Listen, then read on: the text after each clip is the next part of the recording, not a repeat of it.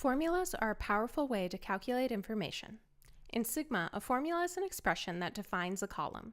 To use a formula, create a new column and then enter your formula in the formula bar. The formula will run for every row or group on the level that the column is placed on. Formulas in Sigma apply to and reference columns. This means that every formula takes into account every row of your data, no matter how much your data changes over time. When you click on a cell, you'll see the column definition displayed in the formula bar. When a column is pulled directly from the data warehouse, the column definition shows the database table and column name. When the column is defined by a formula, you'll see the formula displayed. Click and you can learn more about the formula. Formulas can be as simple as adding two columns together, or they can use complex logic with several nested functions. The first step in creating a formula is determining what information you want to calculate. This worksheet contains line item information, including shipment information and shipment mode. Let's look at how to calculate the average shipping time for each mode. We have a column with the ship date and a column with the receipt date, and we need to find the number of days between them. We'll add a new column to the base level and then use the function dateDiff. When typing in the formula bar, Sigma suggests function and column names based on what you're typing. Functions have the FX icon next to the name, and columns are indicated with the database icon. To see a list of all available Sigma functions, you can click the FX next to the formula bar to go to the full function index. Once you click on a function, Sigma brings up more information about it. You'll see the inputs, what it does, and examples. Some functions have optional inputs. Those are indicated with square brackets.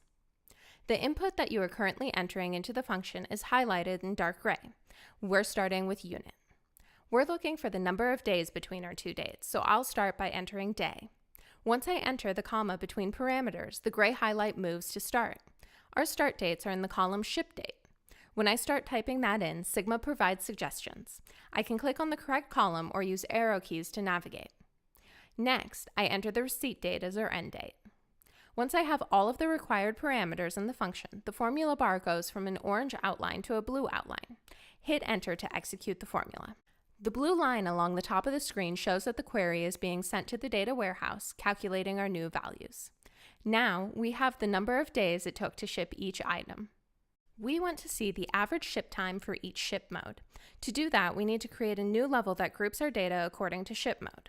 Now that we've done that, all of the data in the worksheet is organized according to ship mode.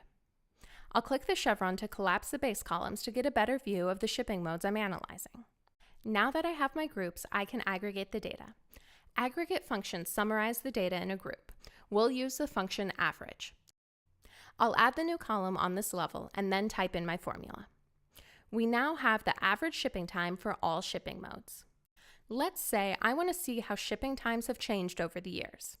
I can add another level of grouping to show the average shipping times for each year.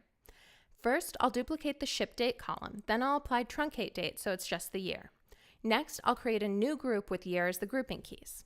By putting the level grouped by year above the level grouped by shipping mode, I now have my data arranged by year and then by shipping mode. You can see how the data in average shipping date has changed to show the yearly average for each mode rather than the overall average. To see the average shipping time for each year, I'll once again use the aggregate average to find the average shipping date. Even though it is the same formula, the level that the column is on affects what the results are, just like how the groups are arranged affects the results of the average shipping time. Formulas can reference any column in the worksheet, including columns on different levels. I can do a quick calculation to see how each ship mode stacks up against the average ship time for the year. Formulas in Sigma have unlimited potential. You'll be amazed at everything you can learn about your data. To learn more about how Sigma works, be sure to check out the rest of the videos from Sigma Academy.